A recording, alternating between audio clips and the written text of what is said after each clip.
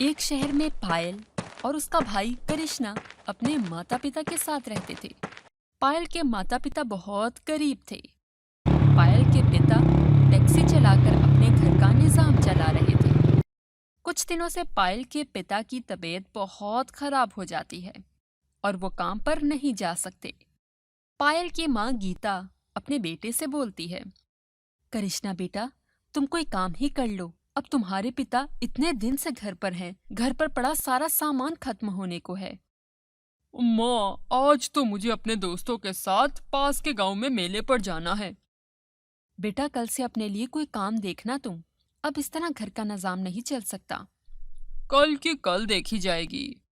ऐसा बोलकर करिश्ना वहां से चला जाता है। माँ, आप फिक्र मत करें। मेरी पढ़ाई अब खत्म हो गई है। अब मैं नौकरी करके पिता का हाल बटाऊंगी। ऐसा बोलकर पायल नौकरी की तलाश में घर से निकल पड़ती है। लेकिन काफी दिन भटकने के बाद भी उसे नौकरी नहीं मिलती। इस बात पर पायल बहुत दुखी हो जाती है। क्यों ना मैं जंगल जाकर लकड़ियां इकट्ठी करूं और फिर उनको बाजार में जाकर बेचूं। जब तक मुझे कोई नौकरी नहीं मिलती तब तक मुझे ऐसा ही करना होगा। ऐसा सोचकर पायल जंगल में चली जाती है। तभी पायल को एक चमकता हुआ पेड़ नजर आता है। पायल उस पेड़ को देखते हुए उसके पास पहुंच जाती है। ये पेड़ इतना चमक क्यों रहा है? तभी उस पेड़ से आवाज आने लग जाती है, सुनो लड़की, मैं एक जादुई लिपस्टिक का पेड़ हूँ और मैं तुम्हारी मदद करना चाहता हूँ। लेकिन आप मेरी मदद करना क्यों चाहते हैं जादुई पेड़? मैं तुम्हारे बारे में सब जानता हूँ, इसलिए मैं तुम्हें कुछ देना चाहता हूँ। ऐसा बोलकर जादुई पेड़ पायल को अपने पेड़ से एक लिपस्टिक देता है। ये लिपस्टिक तुम लगा लो। पायल वही करती है जैसे उसे जादुई पेड़ बोलता है। लिपस्टिक लगाते ही पायल एक खूबसूरत परी में बदल जाती है। पायल के हाथ में एक छड़ी भी आ जाती है। ये सब देख पायल बहुत खुश होती है। उसके बाद पायल घर पहुंच जाती है और अपनी जादुई छड़ी से अपने घर का जरूरत का हर सामान मंगवा लेती है। देखो माता पिता, मेरे पास एक जादुई छड़ी है। फिर पायल खुशी से अपने घर वालों को सारी बात बताती है। माँ, अब हमें परेशान होने की जरूरत नहीं। ये सब देख पायल के पिता की तबीयत भी खुशी से ठीक हो जाती है।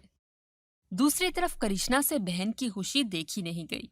वो भी उसी वक्त जंगल में जादुई पेड़ के पास पहुंच जाता है। जादुई पेड़ से लिपस्टिक मांगता है। जादुई पेड़ उसे भी एक जादुई लिपस्टिक दे देता है। करिश्ना जादुई लिपस्टिक लगाता है। फौरन ही वो एक भूत बन जाता है। ये देख करिश्ना रोने लग जाता है। अरे, मैं भूत कैसे बन गया? पायल तो इसे जादुई पेड़ की बात कर रही थी ना। तभी उस पेड़ से आवाज आती है, मैं ही हूँ जादुई पेड़ और मैंने ही पायल की मदद की थी। वो एक अच्छी लड़की है जो अपने घर वालों के लिए कुछ करना चाह रही थी, इसलिए मैंने उसकी मदद की। जबकि तुम एक लालची और खुदगर्ज इंसान हो जो सिर्फ अपने बारे में ही सोचते हो। तुम्हें अपने घर वालों की कोई परवाह नहीं है, इसलिए अब ये तुम्हारी सजा है। अब तुम्हें इसी तरह अपनी बाकी की जिंदगी गुजारनी होगी। करिश्ना को अपनी हरकतों पर बहुत शर्मिंदगी होती है। वो वहां ही जोर जोर से रोने लग जाता है। और दूसरी तरफ पायल अपने परिवार के साथ साथ और लोगों की मदद करके खुशी खुशी रहने लग जाती है। हेलो दोस्तों, आपको हमारी ये कहानी कैसी लगी? हमें कमेंट करके जरूर बताएं। शुक्रिया।